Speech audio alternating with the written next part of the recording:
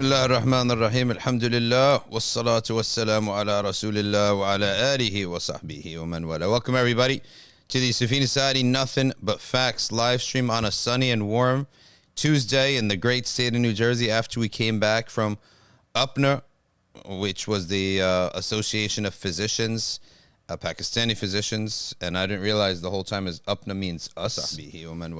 So it's a nice little clever thingy there that they had, and it was a conference. I was an outsider, obviously, both as a physician and a Pakistani, but ultimately it was just a posting spot. It was a spot for us to post up and a spot for us to meet people from APPNA and outside APPNA. So credit goes to Brother Sohaib, who basically, he really did, it was his idea, first of all. And it was the heavy lifting was all done by him. And then Uthman kicked in. We had a great designer who made these wonderful banners that we have. And then we got Omar Abbasi was there. And of course, our host was Ammar, and that was a great trip overall. And we got to meet some people and had a talk at Epic, had a talk at a place called Gems, which was really interesting. Had a nice dinner and community halaqa with a physician from there who was has a farm and is living a very holistic life. Overall, I love the Dallas vibe. I stay there. I stay at a development that's literally across the street from Sheikh Omar Suleiman's masjid, and he lives like 2 streets down. Then you go across town to Epic, and those are pretty much 2 of the bigger communities in Dallas. But plus, there's more growing communities like Saxi, where Sheikh Abdulaziz Suraqa is the imam. And you know what the thing about Dallas that's unique is that there's a sort of a baseline of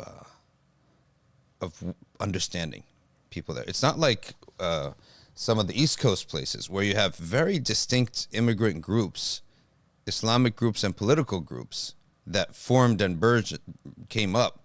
So there's a strength in that, but you go to Dallas and you just get this general vibe that pretty much people are closer in their understanding of things than on the East Coast, where various immigrant groups came in. And when those immigrant groups came in, there wasn't a concept of let's figure out a way to get along with these other organizations and groups, because they didn't know them. You can't get along with someone you don't know. Never even heard of them. So a person may come over at 40 or 50 way back in the 60s and 70s. He's 40 and 50 years old and discovers another group and has no idea that this group ever existed. So it'd be very hard for somebody from that background to come and say, okay, let's bring our theology and compare the theologies and fiqhs and try to come to see where the middle ground is, so that we could coexist and get along and be unified and all that. So that's not really reasonable to do. It's too much of an ask for that first generation to do. So we now have essentially a very different, it's a different vibe in the places where Muslims landed in that second wave. Because the first wave, actually third wave really, the first wave, you know what, you can even say that there are 4 waves of Muslims coming to America, but the first 2, you don't really see the results of it. So the first wave was before Christopher Columbus. Muslims came to America. Not in droves, not to live, but they definitely came and they traded. And I remember Imam Zaid Shakir quoting a book called, by Alexander Fell, okay, about this, where you have West African Muslim merchants coming and spending some time in the New World, so-called New World. Now, we also have maps, in old Moroccan maps, where they have the Atlantic Ocean, and then they have Ard Majhula, unknown land. And it's just like a line, because they didn't map out the shape of it, right? It just have a line there, like a semicircle almost, because they don't know what it looks like. So that first wave existed, without a doubt. but we don't see any effects of it except for maybe some artifacts here and there. Then you have the second wave is through slavery. And now, do you have effects of that? I would say from a speculation standpoint, theoretical standpoint, the dua of some of those Muslim slaves. The dua of those Muslim slaves, I believe, has reached some of their descendants who entered Islam.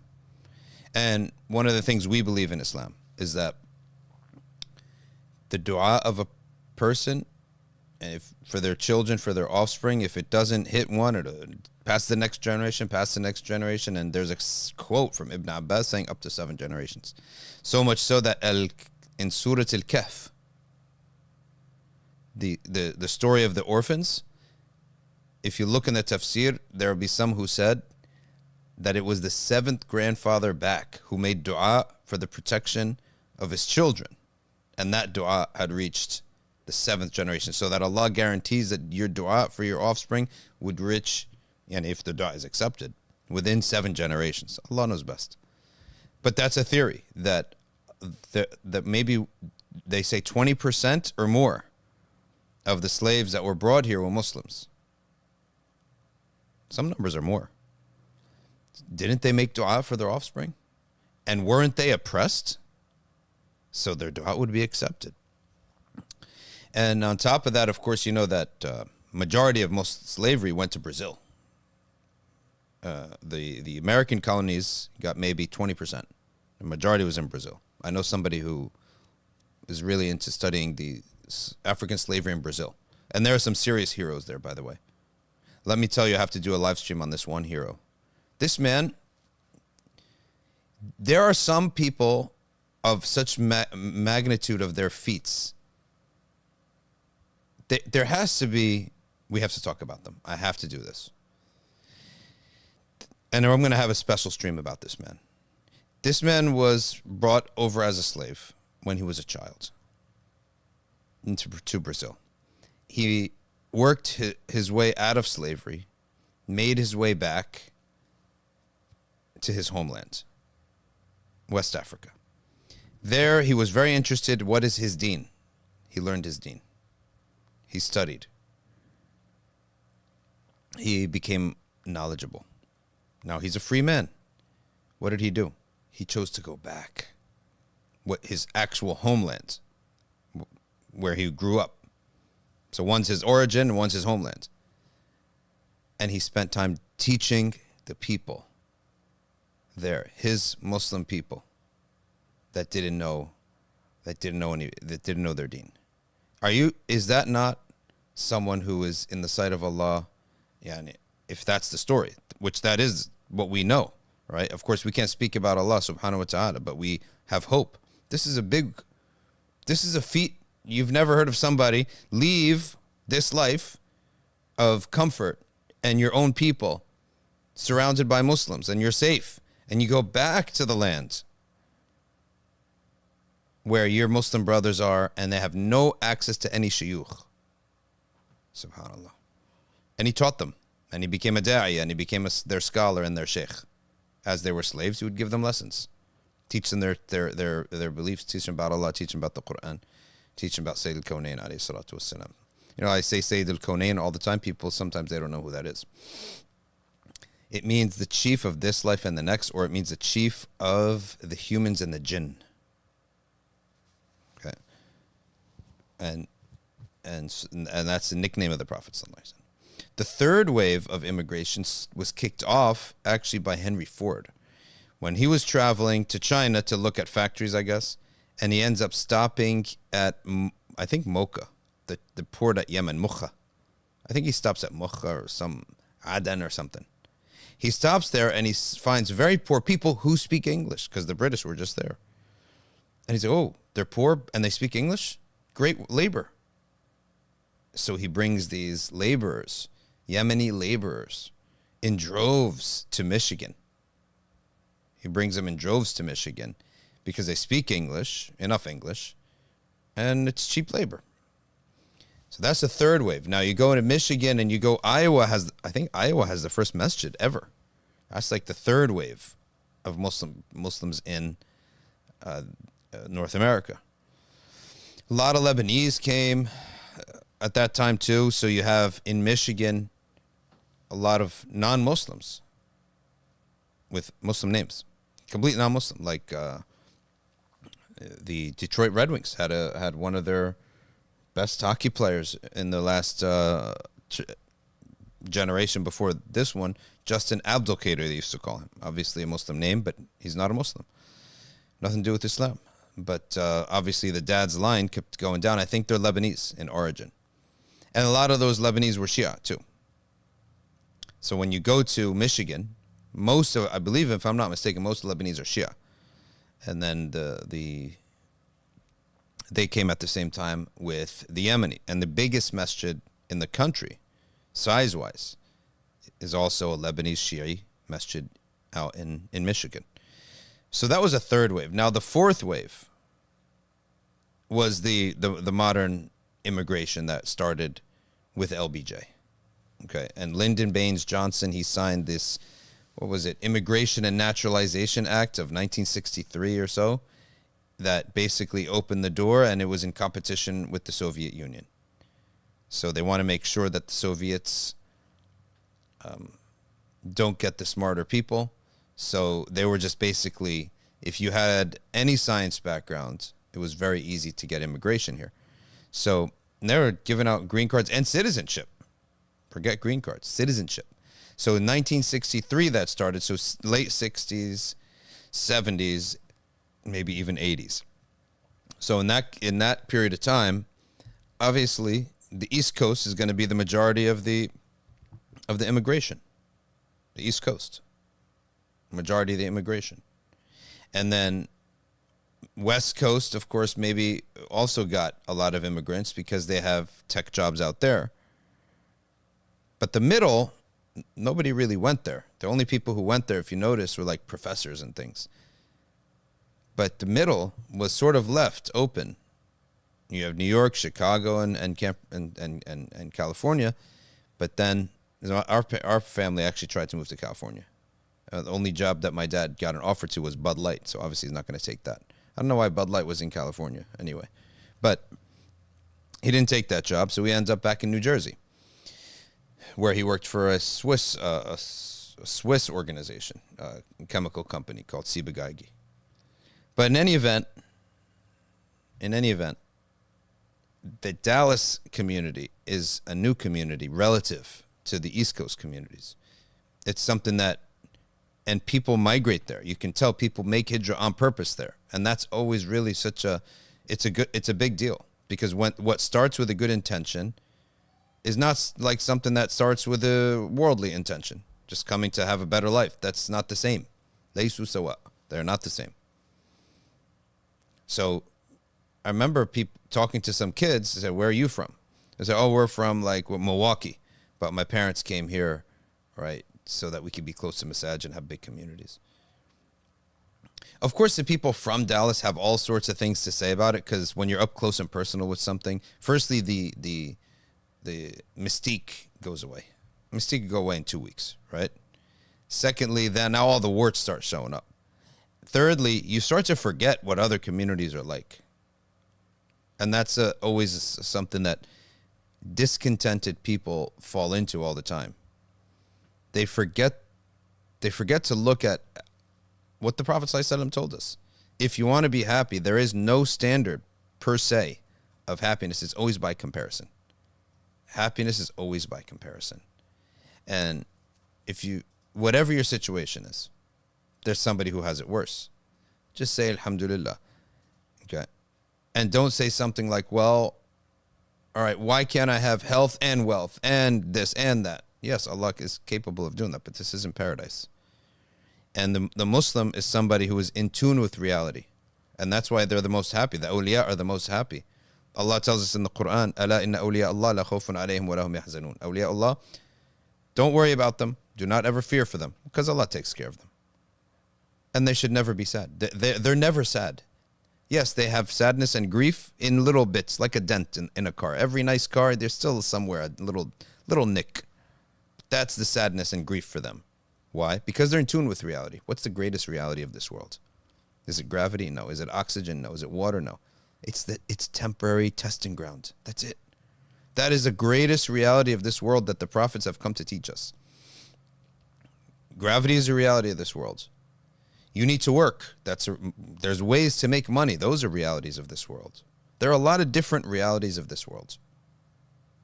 But the greatest reality of this world is that it is a temporary testing ground. The moment you become aligned with that, I would venture to say 75% of your stress is relieved. Because people are stressing because they're fighting over finite material. Even people's approval is finite. The race for wealth, finite. The race for power, finite. Always racing for something finite. And then when you do get something finite, you have another stress too, because the clock is ticking. Your life is going to go away soon. You start getting older. And you see people start fighting age. Awliya Allah, they don't worry about old age. It's just one small phase of life. And you probably sleep halfway through it. You'll be asleep the whole time. Old age is a period of life. Nobody likes it. But you're never going to be old again. You'll be old from what? 60 these days. 59 is not even old. Maybe it is old. 55 until you die. You're never going to be old again. When you die, the soul doesn't have age. Yes, it has age, but it doesn't have the effects of age that we have. Of course, you can say a soul is this many years old. But what year? Are we counting earth years, heavenly years? Regardless, every soul has a beginning and it exists in a timeline like created things. So it does have an age, but it doesn't have aging as we have it here. Omar, can you remove this little, Adif, could you remove that arc view thing? Because the trees, you see it's transparent? Yeah. Find us something that's not transparent, because you see how my hand is up there? The tree it's transparent background. Find us something that's not transparent from the new stuff. If you can.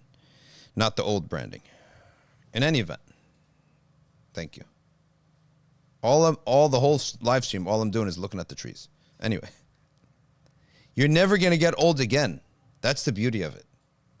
So take the test of Allah Ta'ala. Handle it with intelligence and grace. But also part of that is asbab, the world of asbab. You know, I'm really these days really into fitness and really into nutrition in preparation for that period of time, because you want that period of time, you have a great advantage. Most of the shahawat, the desires of this world, are leaving your heart. It would be such a shame when that time comes. The need to make money is usually gone from you. Usually you have money already. You have ways of, most old people don't have to worry about making money. The desires of this world, wouldn't it be a shame if you have that basically free pass on the spiritual left lane, but then your car breaks down or it can't move quickly? The body needs to be treated and respected and prepared for this great period of time that a person's going to have, where if you are competing for something in life, the competition's probably over. You either won or you lost. By 60, 65, you either won or you lost. We all know who's a made man and who's not. By 60, 65. Your desires for the dunya, they tend to decrease. This is why Allah subhanahu wa ta'ala curses so much as Sheikh az-Zani, the old man who commits zina, because your desires tend to go down. They don't always go down, as we have a lot of people, they keep having kids even late in life. But generally speaking, it's not as crazy as when you're a youth. Thirdly, chances are your economics are set. Your finances are set. So what's missing? What's the tribulation of old age? It's not these things. Responsibilities, zero. No responsibilities. Okay? Your kids have grown old. Your wife or husband, you're so accustomed to each other. Plus, as an old guy, you're not going to be that attractive, she didn't have to worry about girls running after you if you take a trip. You're going to have very few responsibilities. So what's the only asterisk in old age? It's your body.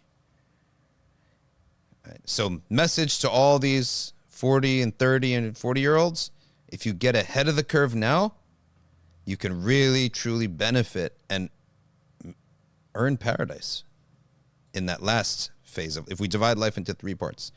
Youth, the desires are going crazy, they have no experience. Middle age, too many responsibilities to do anything. Third phase, no responsibilities, no desires to make them crazy, but their body's breaking down. So get ahead of the curve in all these things. And all of Islam is getting ahead of the curve of the afterlife. That's what Prophet sallallahu alaihi wasallam said. The intelligent one is the one who puts his desires down and works for what is after death. So that's the bigger analogy, the smaller analogy. Then also you're intelligent if you put your desires down and work for the future in this world. If you put your desires down in high school and work towards getting into a good college. You put your desires down in college because there's a lot of fun things to do, and you work for your career. More intelligent than this person, the one who puts his desires down and he works for his deen. Reason is that you work for your career, you're smart. But you work to have a relationship with Allah and to be known in the heavens when you're young. When you get to older age, when you have a lot of responsibilities, Allah takes care of you. You don't worry about it. Smarter, always a smarter investment. So, how do we even get into all these subjects? Let's get to the subject. How did we even get to this? Alifun, can you trace this line of thought back? It was from the immigration that we were speaking of, and the types of people, and how you shouldn't compare yourself to others and improve yourself in the process instead. That's what I was saying, yes. Because people who live in these places, Dallas, Chicago, New Jersey, who else is there that are the big areas that have a lot of Muslims in them? Virginia. California. But California is so huge. Which part of California? Northern California. Probably. They have a lot of Muslims in these pockets. So you got to sort of, if you don't know this, you sort of really need to. You need to maybe at some point, if a job offer comes to you in a lesser populated Islamic Muslim environment, to go there, live there, and see what it feels like. Because it doesn't feel so great on a lot of levels. The number one level is there's nothing going on. I lived there myself, so I can tell you that. In Meriden, Connecticut, no man's land, Connecticut. The fun was to go on Saturday to the halal butcher. That's, going to see other Muslims there. Go to the butcher, maybe go back to one of the 3 Desi restaurants in the whole area. That's it, 2-3 Desi restaurants. Today, there's 2-3 new Muslim restaurants opening up each month. By the way, we have a problem. Overeating and consuming so much saturated fat. These kids on Instagram, at the coffee shops, eating sandwiches, going to have a burger, then go to the Yemeni coffee shop. I'm really wondering, are we hurting ourselves with health? We're going to end up with all these new restaurants. We're going to end up with a couple restaurant owners who are really rich. They did really well for themselves. And they're going to be a few. And then there's going to be everyone else with, heart attacks.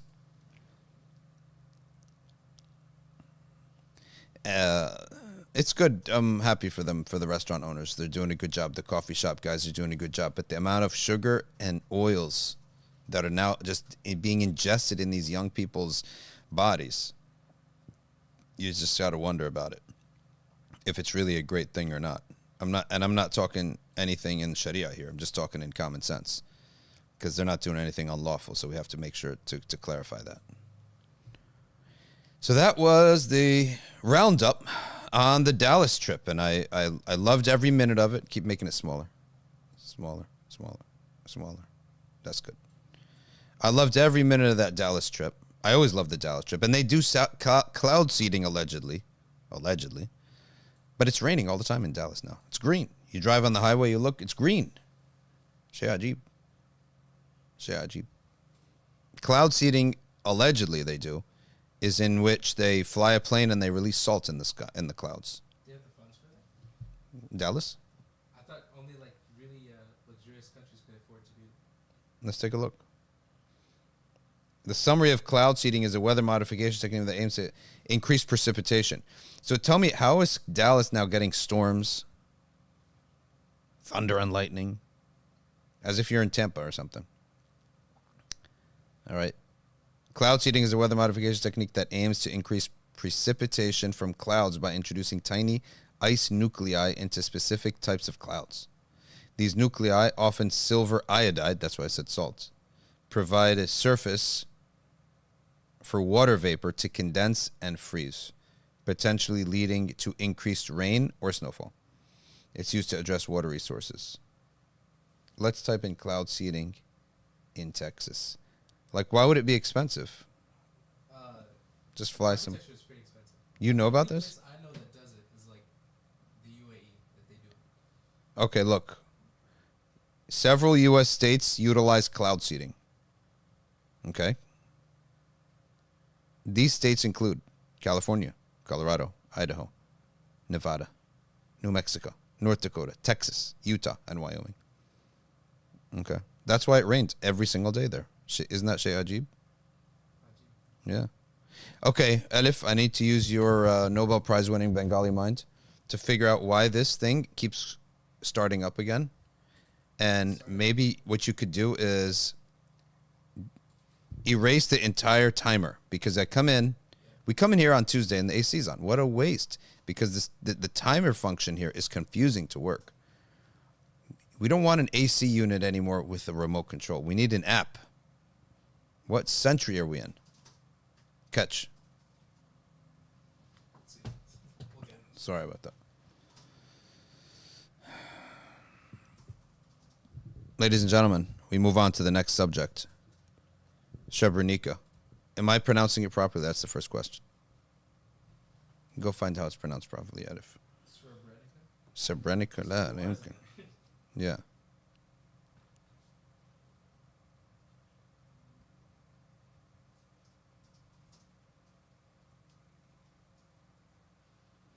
Srebrenica. Let's ask Google.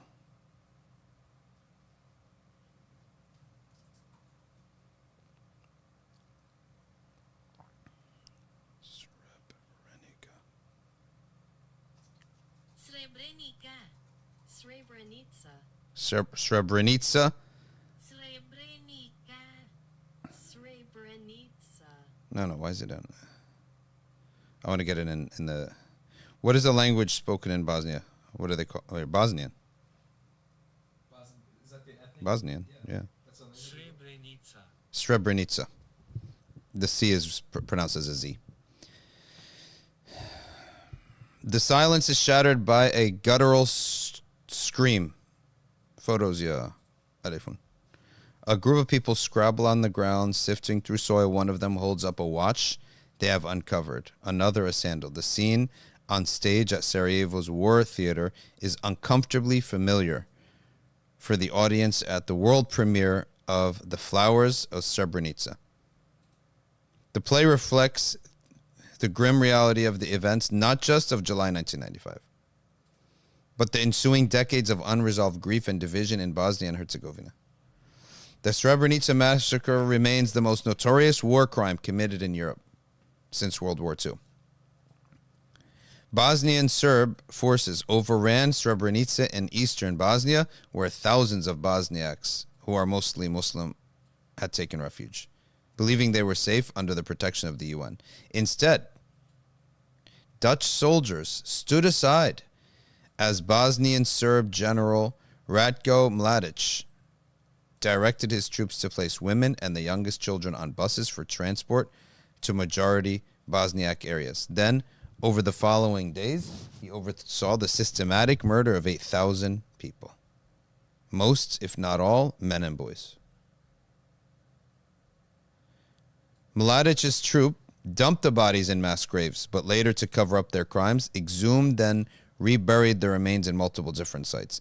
As a result, body parts were distributed across multiple graves, causing endless anguish for the victims' families. Many of them are still searching for their relatives' remains decades later.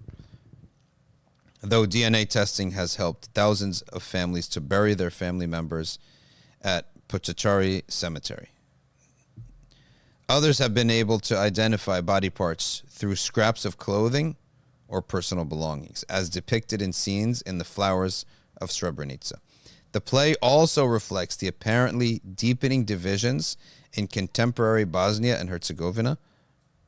While the audience in Sarajevo delivers a standing ovation to the cast and crew, in majority Serb Sparska, political leaders repeatedly deny that the genocide took place, despite Mladic's conviction for the offense at an international trial, because people are, they always live in denial, as these people are living in denial today.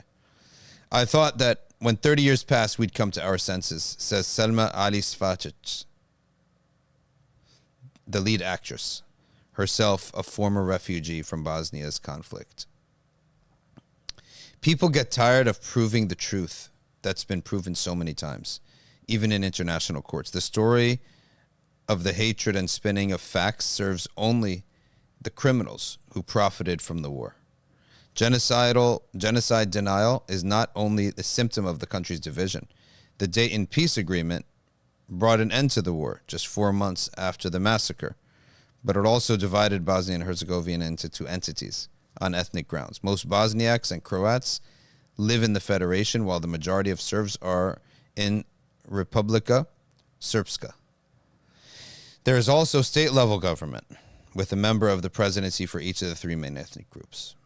In recent months, Republika Srpska president has been exploiting that to make mischief. Okay, let's take a look at what actually occurred. The Srebrenica massacre, map of Bosnia too when you get a chance, so people know where it is. The Srebrenica genocide occurred in July 1995. 8,000 Bosnian men and boys, mostly.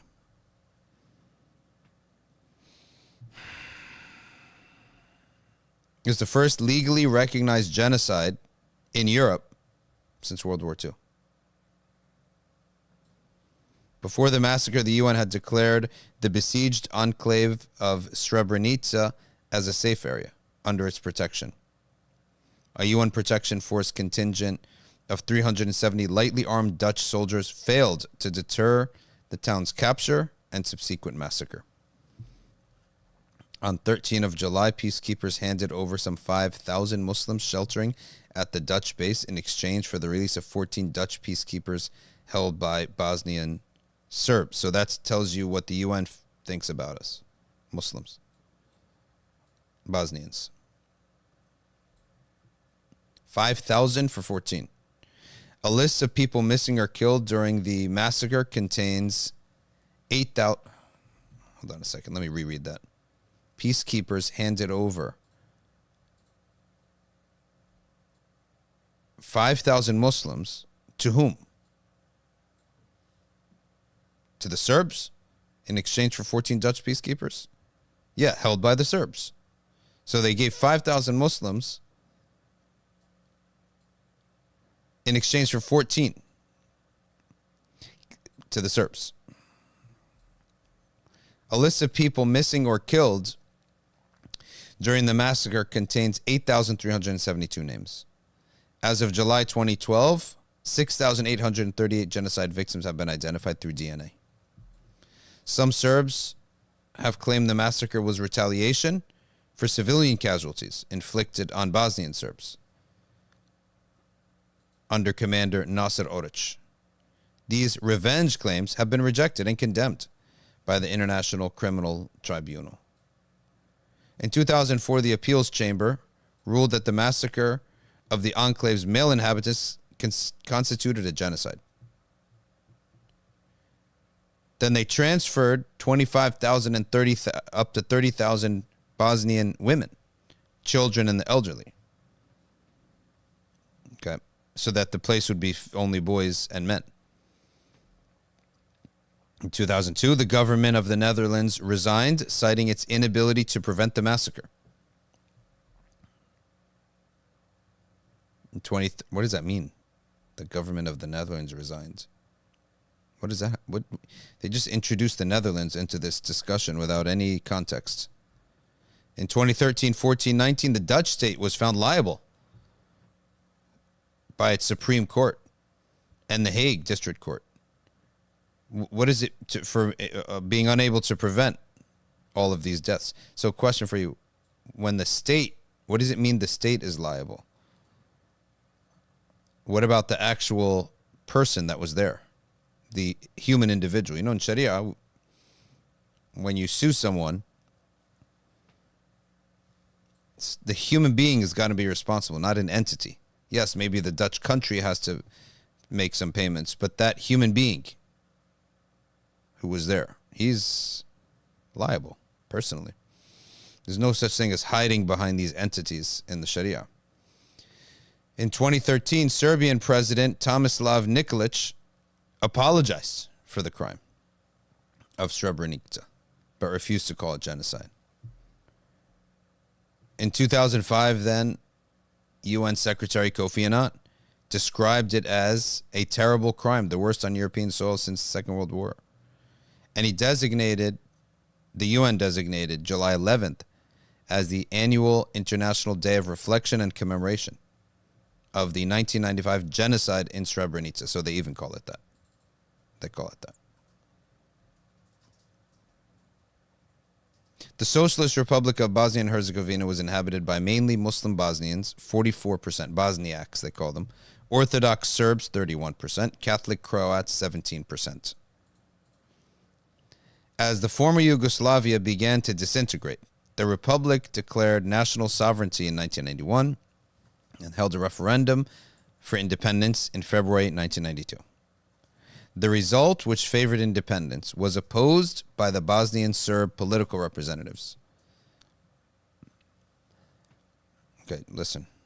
Whoever wrote this article, don't make my head spin. First you tell me Muslim Bosnians, 44%. Orthodox Serbs, 31%. Now you're introducing a new term, telling me Bosnian Serbs.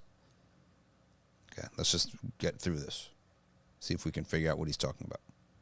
The Republic of Bosnia and Herzegovina was formally recognized by the European Community in April 92, and the UN the next month, May 92. Following this declaration of independence, Bosnian Serb forces, supported by Slobodan Milosevic, we all remember him, and the Yugoslav People's Army, attacked Bosnia and Herzegovina to secure and unify the territory under Serb control and create an ethnically homogeneous Serb state, which is the Republika Srpska. In the struggle for territorial control, the non-Serb population from these areas under Serbian control, which are the Bosnians, okay, were subject to ethnic cleansing. And that's where the war comes about. Srebrenica and surrounding central Podrinje region had immense strategic importance to the Bosnian Serb leadership. It was the bridge to disconnected parts of the envisioned ethnic state of the Republika Srpska. Capturing Srebrenica and eliminating its Muslim population would also undermine the viability of the Bosnian Muslim state. So in 91, 73% of the population in Srebrenica were Bosnian Muslims and 25% Serbs. Tensions between Muslims and Serbs intensified, and as a local Serb population were provided with weapons and military equipment by Serb paramilitary groups. By April 92, Srebrenica had become isolated by Serb forces. On April 17th, the Bosnian Muslim population was given 24 hours to surrender all weapons and leave town. Srebrenica was briefly captured by the Serbs and retaken by the Bosnians. Nonetheless, Bosnian Muslims remained surrounded by Serb forces and cut off from outlying areas. Nasser Oric described the situation. The Nasser Oric trial judgment described the situation. Between April 92 and March 93, that's 11 months, Srebrenica and the villages in the area held by Bosnian Muslims were constantly subjected to Serb military assaults. Can you remove the little map there on the left? Yeah, that part. And there we are. That's where Serb. Now zoom out a little bit so we know where we are in the map. Okay, there we yes, keep it like that. See, across the Adriatic Sea from Italy, okay, you cross the Adriatic Sea, that's where you hit Croatia, Bosnia, Montenegro, Kosovo, Albania, Macedonia, and Greece. Okay, you go a little bit more, then you hit Eastern Europe, Hungary, and Romania. For people who don't know where we're talking about here, of course, Italy, it's very defined. So actually, put the map in such a way where Italy's clearly visible. Keep going. Don't zoom out too much though. Yeah, now move up. Yeah, there you go. Keep it like that now. So people, because everyone knows Italy, with the shape of Italy, everyone knows that shape. And then you have Bosnia right there. So what happens now? Villages in the area that were Bosnian Muslims were constantly subject to Serb military assaults, artillery attacks, sniper fire, occasional bombing from aircrafts. Each onslaught followed a similar pattern. Serb soldiers and paramilitaries surrounding a Bosnian Muslim village called upon the population to surrender their weapons and then began indiscriminate shelling and shooting. Then they entered the village, expelled or killed the population who were offering no resistance. They destroyed their homes. Srebrenica was subjected to indiscriminate shelling from all directions daily. Potocari, in particular, was a daily target because it was a sensitive point in the defense line around Srebrenica. Other Bosnian Muslim settlements were routinely attacked as well. All this resulted in a great number of refugees and Srebrenica is the Gaza of Bosnia. And that you see that's the area that they were trying to control to make their state, Republika Srpska. Now, between April and June, Bosnians, with support from other organizations, the Serbs, with support from Milosevic's Yugoslav army, destroyed 296 villages around Srebrenica, uprooting 70,000 Bosnians from their homes, and systematically massacring 3,000 plus Bosnians, including the women, children, and elderly. In neighboring Bratunac, Bosnians were either killed or forced to flee to Srebrenica, resulting in 1,000 plus deaths. Thousands of Bosniaks were killed as they escaped. 92 to 93. For the rest of 1992, offensive by Bosnian government forces from Srebrenica increased the area under their control. And by January 93, they had linked with Bosnian-held Jipa to the south and Srpska to the west. The Srebrenica enclave had reached its peak size of 900 square kilometers, though it was never linked to the main area of Bosnian government-controlled lands in the west and remained a vulnerable island amid Serb-controlled territory. The Bosnian army, under Nasser Oric, used Srebrenica as a staging grounds to attack neighboring Serb villages, inflicting many casualties. In 93, the militarized Serb village of Kravica was attacked by the Bosnians, which resulted in Serb civilian casualties. The resistance to the Serb siege of Srebrenica was seen as a catalyst for this. Serbs started persecuting Bosnians in 92. Serbian propaganda deemed Bosnian resistance to Serb attacks as ground for revenge. Okay. Over the next few months, they captured villages and they began severing the links from the outside areas. Okay, the population had by now swelled to 60,000.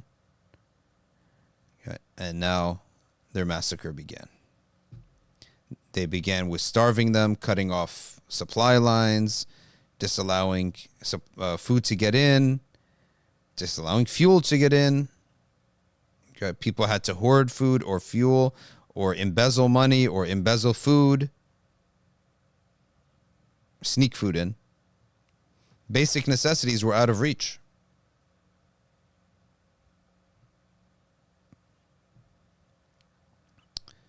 A former Serb soldier of the Red Berets described the tactics used to starve and kill the besieging population. It was like a game, a cat and mouse hunt, but of course we greatly outnumbered the Muslims, so in almost all cases, we were the hunters and they were the prey. We needed them to surrender, but how do you get someone to surrender in a war like this? You starve them to death. So very quickly we realized that it wasn't really weapons being smuggled into Srebrenica that we should worry about, but food. They were truly starving in there. So they would send people out to steal cattle or gather crops, and our job was to find and kill them. No prisoners. Yes, if we thought they had useful information, we may keep them alive until we got it out of them. But in the end, no prisoners. Death. The local people became quite indignant, so sometimes we would keep someone alive to hand over to them, just to keep them happy. When British journalist Tony Bertley visited Srebrenica in March of 1993. He took footage of civilians starving to death. The Hague Tribunal, in the case of Orich, concluded Bosnian Serb forces controlling the access roads were not allowing international human aid, most importantly, food and medicine, to reach Srebrenica. As a consequence, there was a constant and serious shortage of food, causing starvation to peak in the winter of 92-93. Numerous people died or were in an extremely emaciated state due to malnutrition. Bosnian Muslim fighters and their families were provided with food rations from existing storage supplies. The most disadvantaged from amongst the Muslims were the refugees, who usually lived on the streets and without shelter in freezing temperatures. Only in November and December did 2 UN convoys with humanitarian aid reach the enclave. And this despite the Serb obstruction. I mean, imagine that happens to you. The UN fails to demilitarize. The situation deteriorates, and then the Serbs take over. And the massacre begins. The 2 highest-ranking Serb politicians, Krajinic and Krajinic, both indicted for genocide, were warned by Mladic that their plans could not be realized without committing genocide. Mladic said at a parliamentary session 12 May 1992, "People are not little stones or keys in your pocket that can be moved and placed from one place to another. We cannot precisely arrange for only Serbs to stay in one part of the country while removing others painlessly. I do not know how Mr. Krasnodic and Bibic explain that to the world. That is genocide." This is what Mladic has said, the guy found guilty. What is the difference between this exactly and every other ethno-state genocide, such as the Ukrainian ethno-state that's happening now in Palestine?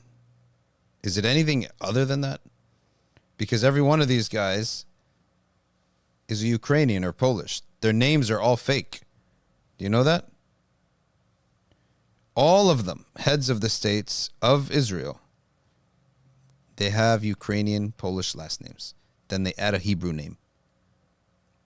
You ever heard that before, Alif? Yeah. This entire thing is like a transplant almost. Like Complete transplant. Complete transplant. A dumb transplant, too. It's a dumb transplant because you're outnumbered. The moment things don't go your way in any way, shape, and form, you're going to be ousted, removed.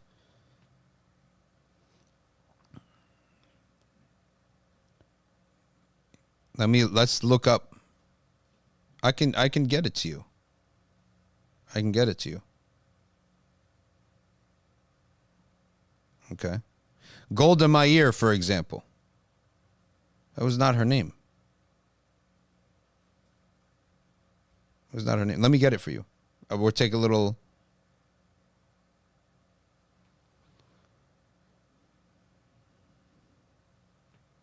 Hold on a second. Born into a Jewish family in Kiev, Russia.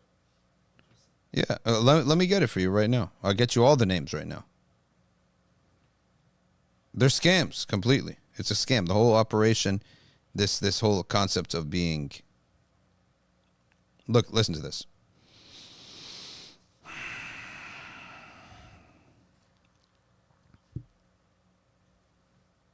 I get you the names. I got them right now. Okay. David Gorian. His real name, David Grun, born in Poland. Moshe Sharet. Real name, Moshe Shertak, born in Ukraine. Levi Eshkol. Real name, Levi Shlonik, Ukraine. Yigal Alon. Yigal Pikowitz. Golda Meir.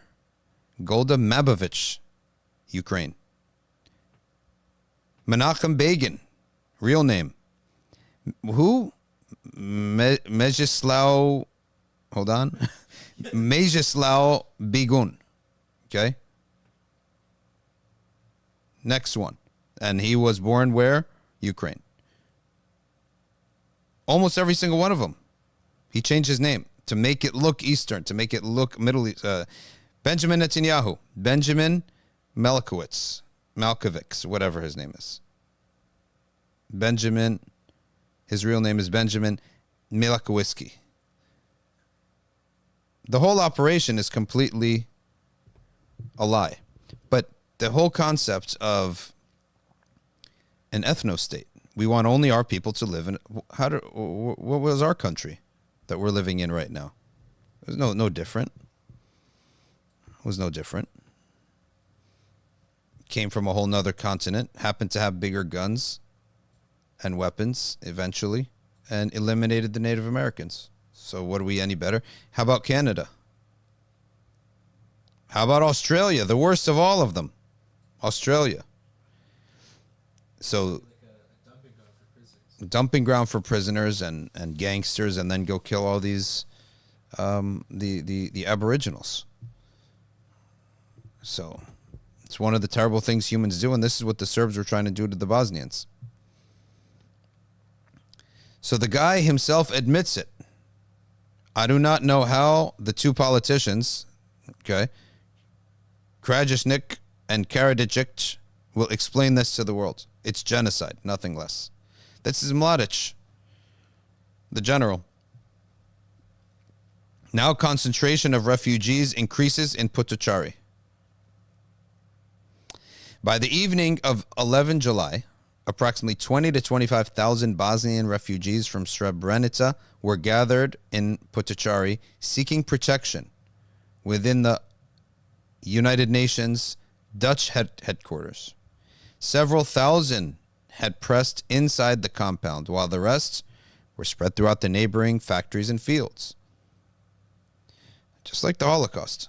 Though most were women, children, and elderly and disabled, 63 witnesses estimated that there are about 300 men inside, 600 and 900 total outside. There was little food and water, and there was sweltering heat. This is, by the way, a very hot area. Bosnia is in a warm area, temperature. This is don't confuse this with the Caucasus. Do not confuse Bosnia with El-Quqas, which is the Caucasus Mountains. That has nothing to do with Bosnia.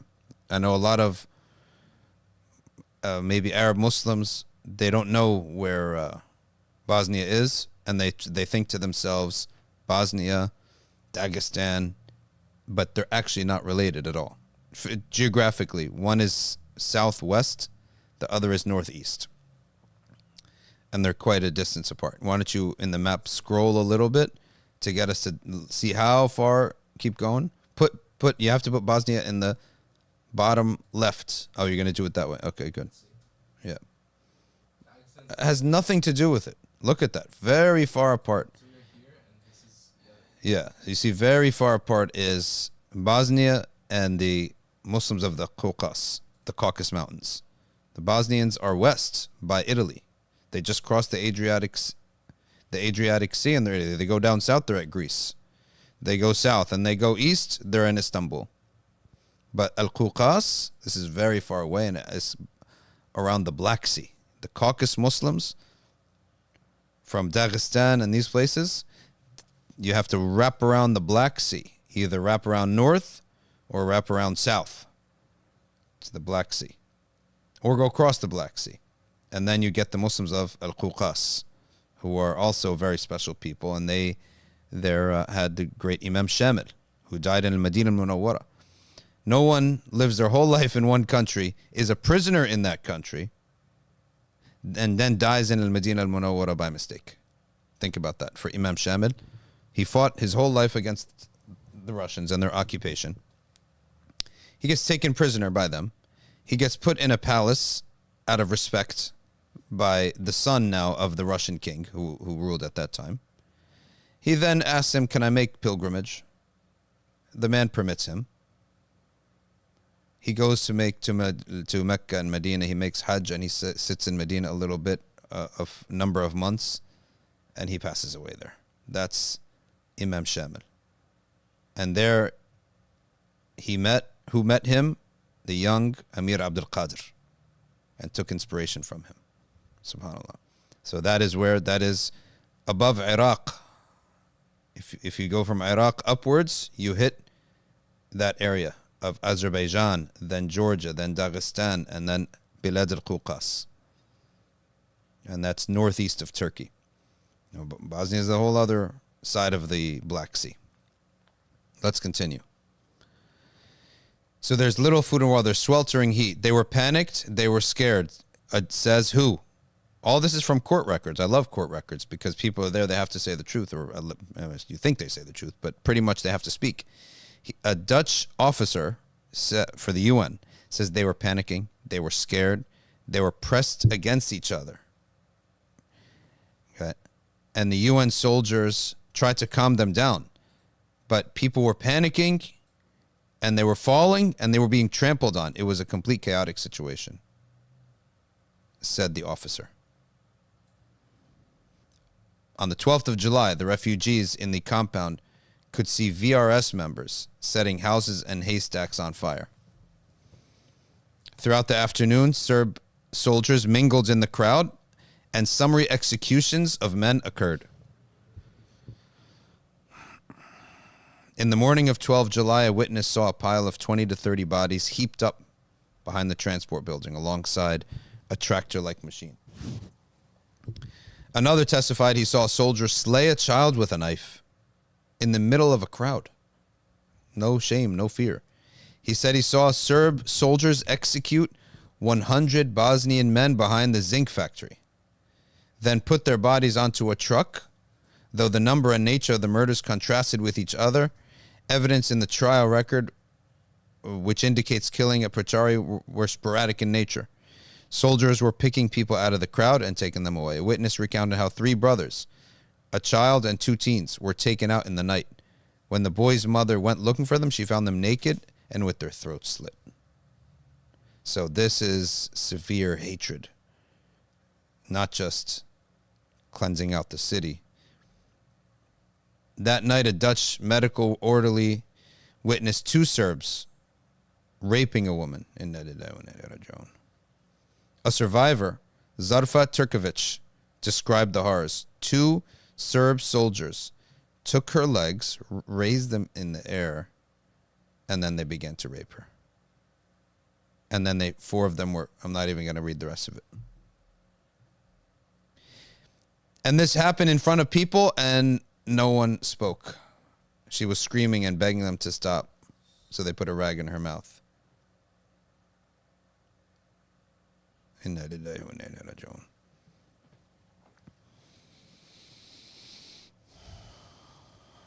Perhaps some people, they didn't have deeds to reach a certain level, and tribulation therefore caused them to reach that level. Perhaps they have deeds to reach a certain level, and Allah wanted them higher than that.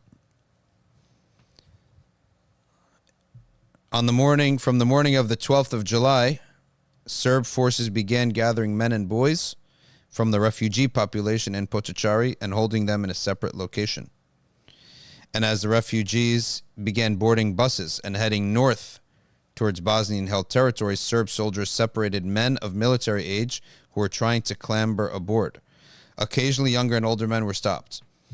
These men were taken to a different building, termed the White House. By the evening of 12 July, Major Franken of Dutchbat heard that no men were arriving with the women and children at their destination. UNHCR Director Peter Walsh was dispatched to Srebrenica by Chief of Mission Damaso Fecci to elevate what emergency aid could be provided, to evaluate. He arrived at Gustilić, just outside Srebrenica, only to be turned away by VRS forces. Despite claiming freedom of movement rights, the UN team was not allowed to enter. Walsh relayed reports back to the UN about the unfolding situation, including witnessing the enforced movement and abuse of Muslim men and boys, and the sound of executions taking place. On the 13th of July, Dutch troops witnessed definite signs Serb soldiers were murdering Bosnian men. So the chief witness in this whole saga, in this whole genocide, were the Dutch UN workers. Because of course the Muslims are the witnesses too. But of course, when you're one of the two parties, the other party could cast doubt into your claims. The Serbs says, oh, you exaggerated. But here you have the Dutch soldiers are the chief witnesses. Not only that, Mladic, earlier we read his testimony. He said the only way to do this is through genocide. How are you going to explain this to the world? He said people are not objects to move. They weren't going to move. The only way you could move them is to kill them. So how are you going to explain that to the world, he said. Okay, they continue. Corporal Vassin saw two soldiers take a man behind that White House. He heard a shot and saw two soldiers reappear alone. Another Dutch officer saw Serb soldiers murder an unarmed man with a gunshot to the head and heard gunshots 20 to 40 times an hour throughout the afternoon. When the Dutch soldiers told Colonel Joseph Kingori, a UN military observer in the Srebrenica area, that men were being taken behind the house and not coming back, Kingori went to investigate. He heard gunshots as he approached, but he was stopped by Serb officers before he could find out what was going on. Some executions were carried out at night under the lights, and bulldozers then pushed the bodies into mass graves. According to evidence collected from Bosnians by French policeman Jean-René Ruiz, some were buried alive. He heard testimony describing Serb forces killing and torturing refugees.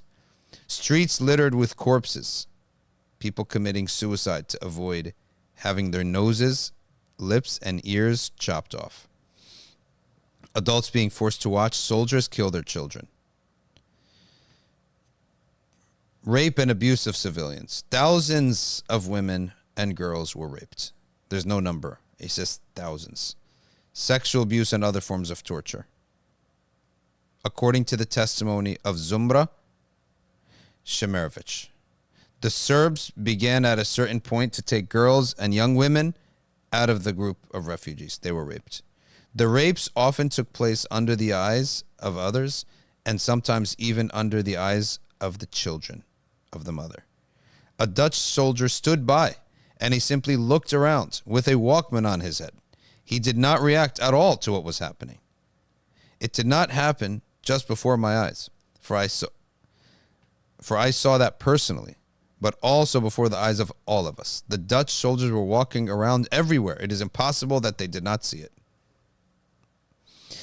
There was a woman with a small baby of a few months old. A Chetnik told the mother that the child must stop crying. When the child did not stop crying, he snatched the child away and cut its throat. Then he laughed. There was a Dutch soldier there who was watching, and he did not react at all. I saw yet more frightful things. For example, there was a girl who must have been 9 years old, at a certain moment, some Chetniks recommended to her brother that he raped the girl. Obviously, he did not do it. And I also think that he could not have done it because he was just a child. So they murdered the boy. I have personally seen all of this. Again, court testimonies. I really want to emphasize that all this happened in the immediate vicinity of the base. In the same way, I also saw other people who were murdered. Some of them had their throats cut, and others were completely beheaded. Let's go to another testimony. This is Ramiza Gordic. I saw how a young boy of about 10 was killed by Serbs in Dutch uniform. Now listen, if you know any Bosnian individuals, people, we don't know this history. Now you know it. And now you know what they grew up with. So why this is a very, in a sense, this is the end of one period for them and a nightmarish period in their history. And why July in Bosnia is a special time, because this is the time that it happened. And then this happened in front of my own eyes, that a boy of about 10 years old was killed. The mother sat on the ground and her young son sat beside her. The young boy was placed on his mother's lap. On her lap, they killed him, and his entire head was cut off. The body remained on the lap of the mother. Could you just imagine the amount of pain that's happening in that heart right at that moment? You can't imagine it. So that's going to be taken, that amount of pain, and manifested in the hellfire for that person. Then she will see that person going inside of it, and that's why hellfire is a mercy. Because without it, that guy went on, lived his normal life after doing that deed, and then dies and nothing happens. That's the cruelest version of reality that you could imagine. There's a reason why hellfire exists. Now, this is the worst thing that we've read so far. Beheading your baby boy, a young boy, on the lap of the mother. The Serbian soldier placed the head of the young boy on his knife and showed it to everyone. So they're humans can descend to the level of demons. I saw how a pregnant woman was slaughtered. There were Serbs who stabbed her in the stomach, cut her open, and took 2 small children out of her stomach, then beat them to death on the ground, kicking them until they died. And the mother died of blood loss. The testimony of Shadee Hodzic. There was a young woman with a baby on the way to the bus. The baby cried, and a Serbian soldier told her that she had to make sure the baby was quiet. Then the soldier took the child from the mother and simply cut its throat. I do not know whether the Dutch soldiers saw that. There was a sort of fence on the left-hand side of the road to Potokari. I heard then a young woman screaming very close by. I then heard another woman beg, leave her. She's only 9 years old. Then screaming suddenly stopped. I was in shock that I could scarcely move. The rumor then circulated that a 9-year-old had been raped. That night, a Dutch medical orderly came across 2 Serbian soldiers raping a young woman. Testimony. We saw 2 Serb soldiers. One of them was standing guard, and the other one was lying on the ground with his pants off. And we saw a girl lying on the ground on some kind of mattress. There was blood on the mattress. She was covered in blood. She had bruises on her legs. There was even blood coming down her legs, and she was in total shock. She went totally insane. Bosnian Muslim girl refugees nearby could see the rape, but could do nothing about it because of Serb soldiers standing nearby. Other people heard women screaming or saw women being dragged away. Several individuals were so terrified that they committed suicide by hanging themselves. Throughout the night and early the next morning, stories about the rapes and killings spread through the crowd, and the terror in the camp escalated. Screams, gunshots, and other frightening noises were audible throughout the night, and no one could sleep. Soldiers were picking people out of the crowd and taking them away. Some returned, some others. Now, keep in mind, they sleep deprived them, malnourished, dehydrated, sick and injured. How can you fight back? As a result of exhaustive UN negotiations with Serb troops, 25,000 Srebrenica women were forcibly transferred to Bosnian-controlled territory. Some buses apparently never reached safety. According to a witness account by Kadir Habibovic, who hid himself on one of the first buses from the base in Potocari to Kledanj, he saw at least one vehicle full of Bosnian women being driven away from Bosnian government-held territory. So this deal that they made, they broke it and they took them into Serbian territory. Who knows to do what with them? We probably can imagine. On the evening of 11th July, word spread that able-bodied men should take to the woods, form a column with the Bosnians' 28th Division, and attempt a breakthrough towards Bosnian government-held territory in the north. They believed they stood a better chance of surviving by trying to escape than if they fell into Serb hands. Around 10 p.m., the division command with municipal authorities took the decision to form a column and attempt to reach government territory. Dehydration, this is what I said, dehydration, lack of sleep, exhaustion were major problems. There was little cohesion. Along the way, the column was shelled and ambushed. In severe mental distress, some refugees killed themselves. Others were in, may Allah forgive them. These are Muslims who killed themselves because they're in mental distress. They're in complete sleep deprivation. People are being raped. Their women are being raped. Their daughters are being killed. Their sons beheaded on their own laps. And then they're being shelled. They don't know where they are probably. They're in the woods. Allah's more merciful than you and me. Alhamdulillah for that. Along the way, the column was shelled and ambushed. Survivors claim they were attacked with a chemical agent that caused hallucination, disorientation, and strange behavior. Even more reason to be forgiven for this. Suicides. Maybe even not even judged by it. Infiltrators in civilian clothing confused, attacked, and killed the refugees. Many taken prisoner were killed on the spot. Others were collected and taken to remote locations for execution. The attacks broke the column into smaller segments. Only about 1/3 succeeded in crossing the asphalt road. This group reached Bosnian government territory. And after 16 July, that means they were marched for 5 days. A second smaller group, about 800 men, attempted to escape. It is not known how many were intercepted and killed. A third group, about 850, headed for Zepa. And resistance apparently remained behind and engaged Serb forces.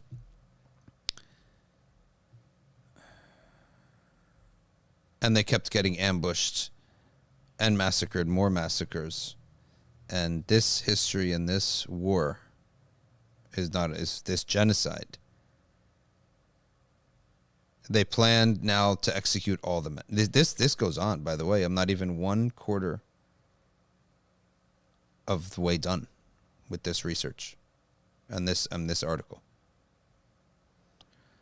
They have a skull of a victim at an exhumed mass grave with a hole right here. He's shot straight in the head. You'd think after this that you read a lot, right? No, we're not even 1/4 of the way done. On and on and on and on and on and on.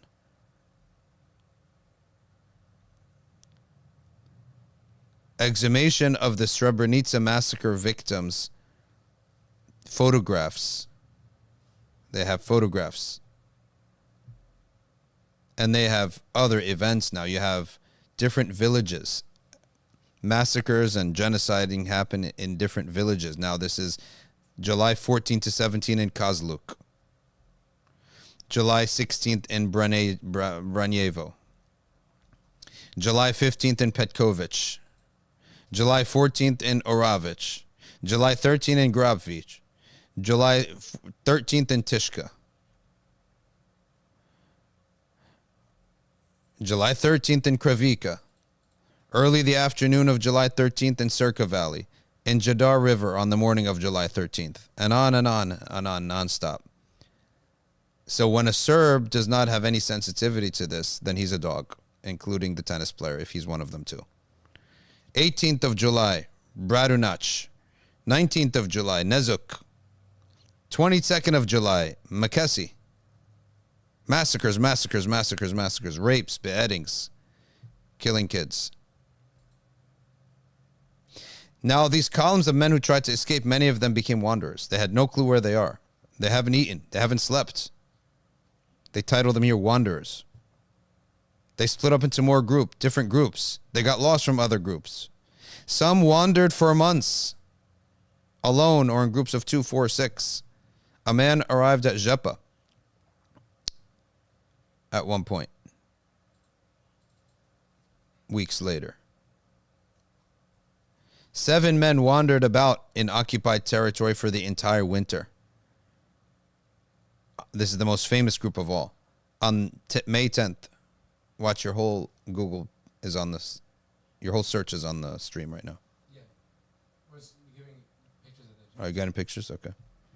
The most famous group of 7 men wandered about in occupied territory the entire winter, May 1996, after 9 months on the run and 6 months after the end of the war. They were discovered in a quarry by American soldiers. They turned over to the patrol. They were searched for their weapons. They were confiscated. The men said they had been hiding near Srebrenica since its fall. They did not look like soldiers, and the Americans decided this was a matter for the police. The operations officer of the American unit ordered that a Serb patrol should be escorted into the quarry. The prisoners said they were and they should be handed over to the Serbs. The prisoners said they were initially tortured after the transfer, but later treated relatively well. In April 1997, the local court of the Serbs convicted them, called them the Zvornik 7. I mean, better yet to put that on the backstage, and when you find a good pic, focus on that. Because the scrolling may distract the viewer. They were, look at this, convicted for illegal possession of firearms.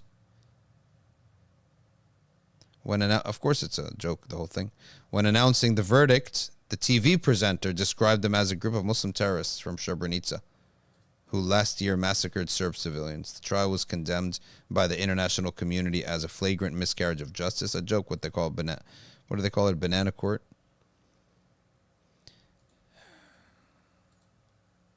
Ten Greek volunteers. Well, who did they support? Who did the Greeks support? They supported the Serbs. 10 Greek volunteers fought along the Serbs in the fall of Srebrenica. Well, 10, but in general, the Greek people tended to support the Serbs. They were members of the Greek Volunteer Guard, a contingent of paramilitaries requested by Mladic as an integral part of the Drina Corps. The volunteers were motivated to support their Orthodox brothers in battle. So the Crusades never ended. They raised the Greek flag at Srebrenica at Mladic's request to honor the brave Greeks fighting along our side.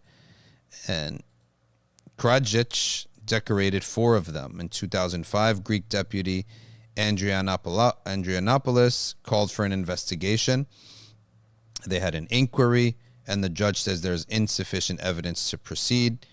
Then Vitalis announced the volunteers were suing for libel over allegations. Someone described them in a book like this. Okay. Insisting the volunteers had simply taken part in the reoccupation of Srebrenica. Blah, blah, blah, blah, blah.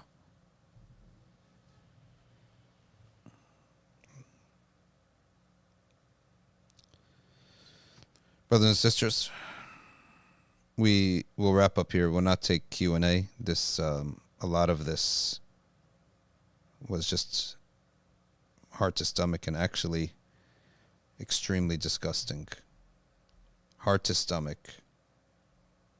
There's a wall of names now at the Srebrenica Genocide Memorial. This is the genocide site that people should go to, that Muslims should go to see our history, just not as a pilgrimage as some people may imagine. Like, no, we're not saying that. We're saying people go and they see the world. Travel has its benefits. And to see the world, this is a place where our Muslim brothers and sisters were suffered a trial and a tribulation. You cannot imagine. You can't even fathom it. And that passes down. They tell the story to their kids and to their grandkids, and it passes down. Look at that wall. That's a great picture. That wall, the Guardian picture, yeah. Like, put that picture up there. That's a good picture. All the names and the graveyard. Of course, Milosevic was accused of genocide. We'll read the rest of it tomorrow, inshallah.